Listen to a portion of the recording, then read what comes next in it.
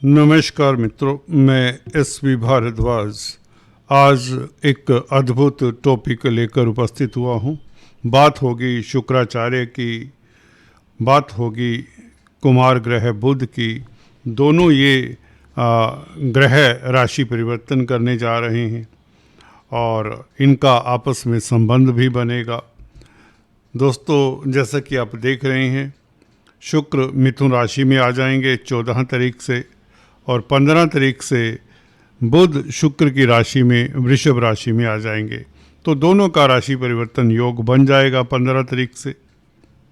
ये योग सालों बाद बनता है। विरले इंसान होते जिनकी कुंडली में इस तरह के शुभ ग्रह आपस में राशि परिवर्तन योग बनाएं, या आप ऐसे कहीं से भाव परिवर्तन, एक दूसरे के भाव में बैठे हैं और दोनों मित्र हैं। देखिए, शत्रु एक दूसरे के भाव में बैठे तो इतना अच्छा योग नहीं होता। जैसे शनि चंद्र एक दूसरे के भाव में बैठ जाएं तो ये विषाक्त योग है, विष योग है। इसी तरह से कोई भी क्रूर ग्रह एक दूसरे के शनि मंगल का संबंध हो जाए राशि परिवर्तन से तो वही इतना अच्छा नहीं होता। परंतु शुभ ग्रहों का संबंध हो तो क्या ही बात, ऐसा व्यक्ति धन्य होता है। क्या क्या स्थितियां उत्पन्न हो सकती हैं ऐसी व्यक्ति के ज़िंदगी में, वह भी चर्चा करेंगे। और इन योगों के कारण बुध द्वितीय राजयोग भी बन जाता है। साथ ही साथ गुरु शुक्र का गज लक्ष्मी योग कहा जाता है यूँ तो, परंतु ये 6th हाउस में है तो यहाँ पर कोई बेहतर फल नहीं होगा। वैसे आप सोच रहे होंगे शुक्र तो 6th हाउस में कमज़ोर हो जाते हैं, परंतु 10th हाउस का मालिक है शुक्र, तो कमज़ोर तो नहीं होगा। जहाँ तक बात है, दशम भाव का मालिक अपनी राशि से, तुला राशि से भाग्य स्थान में बैठा है। तुला राशि से अगर गिने काउंट करेंगे तो ये भाग्य स्थान बना। जिस राशि का कोई ग्रह मालिक होता है, कहाँ पर जाकर बैठा है ये देखना जरूरी होता है। त्रिकोण में बैठा है, 10th हाउस से 6th हाउस त्रिकोण है, क्योंकि यह अर्थ त्रिकोण बनता है। 10th हाउस, 2nd हाउस और 6th हाउस मिलकर ये एक त्रिकोण बनाते हैं, जिसे हम अर्थ त्रिकोण कहते हैं। तो इनमें बैठे हुए शुभ स्थिति में ग्रह, खासकर राहु केतु शनि से पीड़ित ना हो तो बहुत अच्छा फल देते हैं, भले 6th हाउस में ही क्यों ना हो। मुकेश अंबानी की कुंडली हम अक्सर एग्जाम्पल के तौर पर बताया करते हैं। उनके कम से कम 4 ग्रह, बुध शुक्र केतु और सूर्य, जिसमें सूर्य उच्च के हैं, 6th हाउस में हैं, और मंगल शुक्र का राशि परिवर्तन योग है। तो एनीवेज, तो 6th हाउस जो कि उपच स्थान भी है, त्रिक भाव भी है, तो यहाँ पर ग्रहों की स्थिति किस तरह की है उसके हिसाब से आप इसे एनालिसिस कर सकते हैं। इसी तरह से अष्टम भाव या द्वादश भाव को खामखा ही, मैं तो कहता हूँ, बहुत ज़्यादा क्रिटिसाइज किया गया है, खासकर वैदिक ग्रंथों में, या उसके पश्चात के जो खासकर राइटर्स हुए हैं उन्होंने ज़्यादा इसको नेगेटिव बताया है। और एक भयावह कंडीशन बताई गई है कि अगर किसी व्यक्ति का 12वें भाव में ग्रह हों या 6ठे 8वें भाव में ग्रह हो तो व्यक्ति बहुत परेशानी और बहुत दरिद्र होता है। ये दुर्योग बनते हैं, पता नहीं कैसे कैसे योग बनते हैं। मैंने अपनी ज़िंदगी में तकरीबन 30 साल से मैं एस्ट्रोलॉजी में हूँ, हज़ारों कुंडलियों का अवलोकन कर लिया है, काउंटिंग नहीं की। मैं नहीं ये कहता कि 50,000 देखी हैं कि 1 लाख देखी हैं, आई डू नॉट रिमेंबर। तो सच बोल रहा हूँ, तो मैंने ये देखा है कि 6, 8, 12 भावों में अगर ग्रह शुभ स्थिति में हो, शुभ स्थिति कैसे हो सकती है?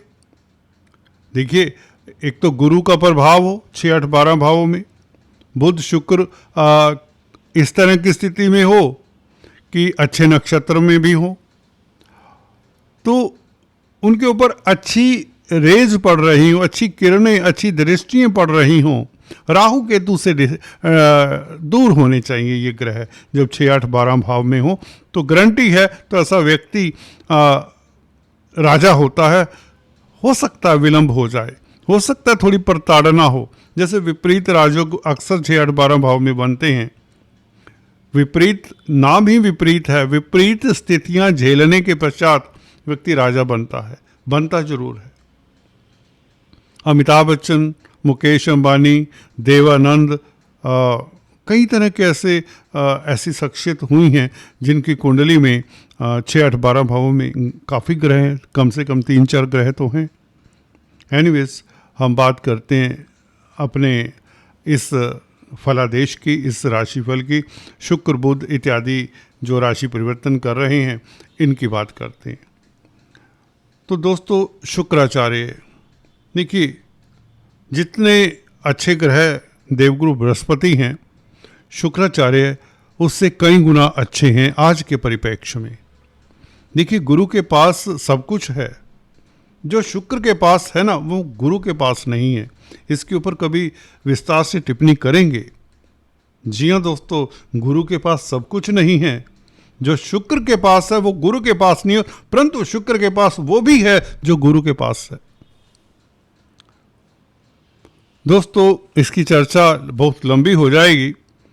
शुक्र को शिव से वरदान मिला था, मृत संजीवनी वरदान कहा जाता उसे। दोस्तों, एक हल्का सा वक्तव्य बता देता हूँ। देवगुरु बृहस्पति के पिता अंगिरास, ऋषि अंगिरास, और शुक्र के पिता ऋषि भृगु, जब भृगु वनवास में जाने लगे तपस्या करने, तो शुक्र को अंगिरास के पास भेजा कि गुरु के साथ, बृहस्पति के साथ तुम विद्या ग्रहण करो। अंगिरास के पास शुक्र को छोड़ के चले गए भृगु। तो बृहस्पति और शुक्र दोनों शिक्षा ग्रहण करने लगे अंगिरास ऋषि से, जो कि बृहस्पति के पिता हैं। परंतु पिता तो पिता ही होते हैं, वो जो सही सही ज्ञान है वो बृहस्पति को देने लगे। शुक्र को पता चला, वो खिन्नता से वहाँ से छोड़ दिया उन्होंने पढ़ाई करना, उनसे ज्ञान लेना। काफ़ी भटके, काफ़ी सालों भटके, फिर अंततः शिव की शरण में पहुँचे, शिव की उपासना की, घोर तपस्या की, तो शिव से वरदान, मृत संजीवनी का वरदान प्राप्त किया। तो शुक्र के बेसिकली अगर गुरु माने तो वह शिव हैं। तो कहते हैं ना, अगर शिव को प्रसन्न कर लें तो उसका मैरिज लाइफ अच्छा रहता है। याद रखिए, शुक्र को प्रसन्न करने से भी वैवाहिक जीवन अच्छा होता है, और शिव को भी प्रसन्न करने से, शिव की पूजा करने से भी वैवाहिक जीवन अच्छा होता है, गारंटेड है। सर्विस का भाव है छठा भाव, सर्विस रिलेटेड मैटर्स के लिए अच्छा है। ये जो 29 तारीख तक इनका संबंध है, बुध शुक्र का राशि परिवर्तन योग है 29 मई तक, तब तक आपको कोई सर्विस में अगर कोई दिक्कत है उसका कोई सोल्यूशन मिल जाता है। अधीनस्थ कर्मचारियों को डील करना है, अगर आप कोई ऑर्गेनाइजेशन, कोई संस्था रन करते हैं, कोई इंस्टीट्यूट चलाते हैं, तो भी ये समय बहुत उपयुक्त है। गुरु भी साथ में है शुक्र के। कुछ लोग इसे गजलक्ष्मी योग कहेंगे, परंतु 6th हाउस में इस तरह के योग बना नहीं करते जो सुखद फल दें। परंतु यहाँ पर बुध और शुक्र का राशि परिवर्तन योग है, ये बहुत अच्छा है। देखिए, सुखद प्लैनेट हैं, दोनों मित्र प्लैनेट हैं, अच्छे प्लैनेट हैं। इनका राशि परिवर्तन योग हो तो जिन बातों के ये कारक होते हैं, जैसे कि शुक्र कला के, प्रेम के कारक हैं, मोहब्बत के, प्यार मोहब्बत के कारक हैं, तो इन क्षेत्रों से आपको लाभ होगा। पुरुषों की कुंडली में पत्नी होती है, शुक्र ग्रह लक्ष्मी होती है, तो शुक्र आपको लाभान्वित करेंगे, या यूँ कहें आपका जो दाम्पत्य जीवन है ज़्यादा बेहतर रहेगा। और बुध व्यापार है, व्यापार में वैसे भी पंचम भाव में बुध बैठे हों, बुध बुद्धि के कारक भी हैं, पंचम भाव बुद्धि का भी होता है, तो बुद्धि आपकी अब तीक्ष्ण हो जाएगी, आपके डिसीजन अब पहले से बेहतर होंगे, आप जो भी निर्णय लेंगे वो कमाल के होंगे। आपकी प्लानिंग ठोस होगी, आप अच्छे तर्क वाले होंगे, आपकी रीजनिंग एबिलिटी कमाल की होगी। बौद्धिक बल के चलते, रीजनिंग एबिलिटी के चलते आपको लाभ होगा, क्योंकि शुक्र कैरियर के मालिक है, बुध भाग्यस्थान के मालिक है। कहीं ना कहीं धर्म कर्माधिपति राजयोग भी बन जाता है। 9th और 10th हाउस के मालिकों का संबंध, ये योग अद्भुत है। भले इसमें छठे भाव में है शुक्र, परंतु छठे भाव का दोष शुक्र को नहीं लगेगा, क्योंकि बुध के साथ संबंध है। तो 29 तारीख तक कैरियर में ऊंचाइयां छूने के योग। और जॉब, क्योंकि आपकी मकर राशि दोस्तों, शनि आपके लिए कमाल की स्थिति में है। बेस्ट स्थिति कहें तो कोई अतिशयोक्ति नहीं होगी। तो इस अवधि में बुध शुक्र के परिवर्तन के साथ अगर आपको जॉब की तलाश है तो जॉब मिल जाती है। कोई इंटरव्यू देना चाहते तो जरूर दीजिए, उसमें आपको सफलता मिलेगी। कई बार होता है आप वैसे ही पुरानी जॉब से काफ़ी कुंठित महसूस कर रहे हैं, बॉस के साथ बनती नहीं, कुलीग्स के साथ वैमनस्य है, भेदभाव है, आप तंग है, परेशान हैं, फ्रस्ट्रेट हैं, प्रेजेंट हालात नौकरी के अच्छे नहीं हैं। छठा भाव तो वैसे ही सर्विस का, उसने बुध के साथ संबंध बनाया, बुध भाग्यस्थान का मालिक है, तो सर्विस रिलेटेड मैटर्स में भाग्य साथ देगा। गौर करिए दोस्तों, शुक्र सर्विस का मालिक है, 10th हाउस कर्म क्षेत्र है, कैरियर का मालिक है शुक्र, ठीक है। और शुक्र छठे भाव में है, जो कि सर्विस रिलेटेड मैटर्स को डील करता है। छठा भाव कहीं ना कहीं सर्वेंट्स को डील करता है। बुध के साथ राशि परिवर्तन योग है, बुध भाग्यस्थान का मालिक है।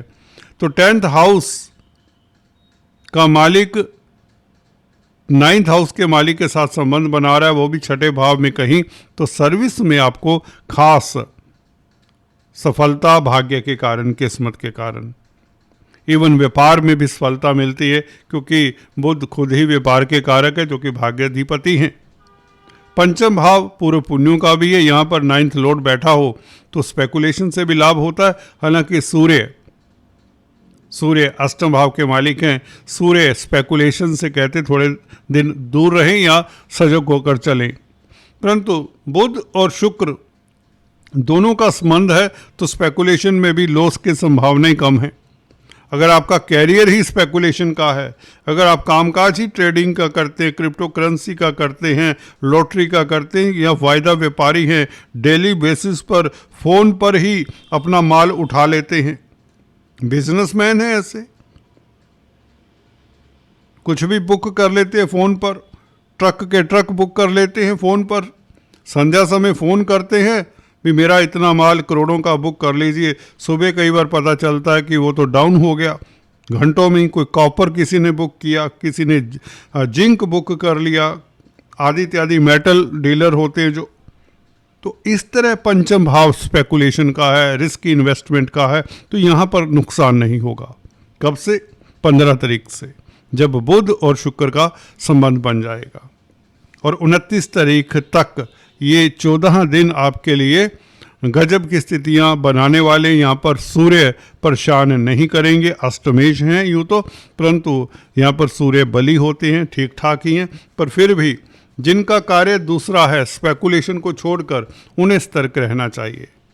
उन्हें रिस्किंग इन्वेस्टमेंट या गैम्बलिंग इत्यादि नहीं करनी चाहिए। अदरवाइज स्टॉक मार्केट, जिनका काम ही स्टॉक मार्केट से रिलेटेड है, उनके लिए समय बहुत उत्तम रहेगा, लाभकारी स्थितियां रहेंगी। तो कुल मिलाकर ये बुध शुक्र का राशि परिवर्तन व्यापार के लिए अच्छा है, कमीशन के कामकाज के लिए अच्छा है, प्रिंटिंग स्टेशनरी के कामकाज के लिए बहुत बेहतर है, लाइजनिंग के कामकाज के लिए बेहतर है, और कोई व्यापारिक डील आपकी सिरे चढ़ सकती है, कोई बड़ी बात नहीं। लंबी यात्रा हो सकती है, विदेश यात्रा हो सकती है, मल्टीनेशनल कंपनीज में कामकाज करने के लिए बेहतर समय रहेगा। पंचम भाव संतान का भी होता है, संतान को लेकर भी कोई खास अचीवमेंट आपको मिल सकती है। संतान यूँ कहें आपका नाम रोशन करे, ये हो सकता है। और कहीं ना कहीं बुध शुक्र का संबंध होने से यहाँ पर छठा भाव भी कंट्रोल में रहता है। छठा भाव होता है रोग, रिपु, ऋण का, तो आपका स्वास्थ्य उत्तम हो जाता है, आप तरोताज़ा महसूस करते हैं, कॉन्फिडेंस अच्छा रहता है, तार्किक शक्ति अच्छी है, कॉन्फिडेंस तो अच्छा होगा, आपकी स्पीच देखने वाली होगी, वाक्पटुता, जी हाँ दोस्तों, आपकी वाक्पटुता का जवाब नहीं होगा। सबसे बेहतर बात तो ये है, क्योंकि एक तो बुध आदित्य राजयोग, वो भी पंचम भाव में, बुद्धि स्थान में, बुद्धि का कारक बुध भी है, वहाँ पर बुध भी मित्र क्षेत्री है, जिसकी राशि में है उसके साथ संबंध भी है, तो बुध को तो आशीर्वाद मिल गया पूरा। ये बहुत अच्छा योग है। हालांकि आप कहेंगे शनि की दृष्टि सूर्य को प्रभावित जरूर करेगी, तो गवर्नमेंट तंत्र में जो सरकारी तंत्र में कामकाज करते हैं उन्हें थोड़ा सतर्क रहना चाहिए जब तक सूर्य शनि के उसमें दृष्टि में है। कोर्ट कचहरी में थोड़ा सा सतर्क रहें अगर आपका सूर्य का दशा अंतर्दशा चलता है। शुक्र जैसे कि बताया भौतिक पदार्थों के कारक हैं। कैरियर में आपकी प्रतिष्ठा बढ़े, प्लानिंग सिरे चढ़े, कोई बड़ी उपलब्धि कामकाज को लेकर मिले, नौकरी मिल सकती है। सबसे बड़ी बात, अगर बेरोजगार हैं, व्यापार करना चाहते हैं, कर रहे हैं, उसमें कुछ सूझ नहीं रहा, कुछ नज़र नहीं आ रहा, बिजनेस को कैसे एक्सपेंड करें, अक्सर होता है, सभी के साथ होता है। तो इस अवधि में, इन 15 दिनों में आपको नए नए आइडियाज़ आएंगे। जब आइडियाज़ आते हैं तभी तो आप उसे क्रियान्वित करेंगे। बुध है ना साथ में, सूर्य के वो भी साथ में है, बुध आदित्य राजयोग, इससे बड़ा राजयोग क्या होगा। तो आपको आइडियाज़ जब तक नहीं आते तो आप कर ही कुछ नहीं सकते। तो वही परिपाटी, सुबह से शाम तक 10-12 घंटे काम करना, कुछ समझ नहीं आ रहा, दिमाग साथ नहीं दे रहा था। अब इस अवधि में आपका दिमाग खुला खुला, हल्का फुल्का रहेगा, पॉजिटिव रहेंगे। देखिए सबसे बड़ी बात है, कुछ भी हो जाए अपने आप को पॉजिटिव रखिए। हालांकि ये कहना बहुत आसान होता है दोस्तों, जब कष्ट आता है तो उस वक़्त सिर्फ कष्ट ही नज़र आता है, पॉजिटिविटी छूमंतर हो जाती है। तो कोशिश करिए, कोशिश करने से ही कहते हैं ना सफलता मिलती है। जितने आप पॉजिटिव रहेंगे आप कामयाब तो होंगे ही होंगे। ये होता नहीं है, हुआ नहीं है, ये सृष्टि का नियम है। जिसने मेहनत की है उसे सफलता मिल जाती है। वैसे तो आपको मेहनत का फल मिलता ही मिलता है। अभी तो शनि आपके लिए फेवरेबल हैं, तो इस अवधि में ये आपके लिए बहुत अच्छा राजयोग है, जो धन की स्थिति बेहतर करता है। व्यापार के लिए अच्छा है, क्योंकि व्यापार का कारक है बुध, और शुक्र कैरियर रिलेटेड कोई भी मैटर्स उसमें सफलता, दाम्पत्य जीवन में कहीं ना कहीं मधुरता, लव लाइफ भी बेहतर होने के योग बन जाते हैं। गुरु का साथ है, गुरु 12वें भाव के मालिक हैं, शुक्र के साथ हैं, गुरु 12वें भाव को देखते हैं, तो विदेशों से लाभ हो, आप धर्म कर्म के प्रति भी आपकी आस्था जागे, तीर्थाटन के योग तो बन ही जाते हैं, गुरु शुक्र इकट्ठे हों। खासकर अगर आपका धार्मिक क्षेत्र के साथ कोई बिजनेस, कोई नाता है, कोई व्यापार है, कोई नौकरी, जैसे कि आप चैरिटेबल संस्थानों में नौकरी करते हैं, मंदिरों में कामकाज करते हैं, प्रीस्ट हैं, प्रीचर हैं, कथावाचक हैं, तो आपके लिए समय बहुत उत्तम रहेगा। इवन पराविद्याओं के साथ कोई नाता है, कोई वास्तु कंसल्टेंट है, कोई हीलिंग विद्याओं में कोई मास्टरी करना चाहते हैं, तंत्र मंत्र विद्याओं में, स्पिरिचुअलिटी में भी आपको सफलता, स्पिरिचुअलिटी से भी लाभ हो, आपको एक आत्मिक ब्लिस की प्राप्ति होती है। गुरु का प्रभाव शुक्र से युक्त होकर 12वें भाव के ऊपर, तो ये दो शुभ ग्रहों का प्रभाव 12वें भाव के ऊपर हो तो विदेशों से लाभ और कहीं ना कहीं आत्मिक तुष्टि, और आपके जो कला से संबंधित, आपकी हॉबीज से संबंधित जो आपके शौक़ हैं, आपकी हॉबीज हो सकती है ना, शुक्र 12वें भाव को देखे तो आपको क्रिएटिव बनाता है, आपका कंजुगल लाइफ अच्छा रहता है, नींद अच्छी रहती है, और आपके ख्वाब बहुत अच्छे होते हैं। कई बार होता है लोगों को ख्वाब बहुत डरावने आते हैं, नींद खुल जाती है, ऐसा नहीं होगा। इस अवधि में आप मज़े से सोएंगे, ज़िंदगी एंजॉय करेंगे। शुक्र है, शुक्र का 12वें भाव के ऊपर प्रभाव अच्छा होता है। हालांकि छठे में अच्छे नहीं हैं, परंतु बुध के साथ परिवर्तन है, इसलिए 6th हाउस में राजयोग कारक हैं, 12वें भाव को देखते हैं तो कमाल की स्थिति। खासकर विदेशों से या अजनबियों से आपको फ़ायदा हो, मल्टीनेशनल कंपनीज या विदेशी कंपनियों से आपको फ़ायदा हो।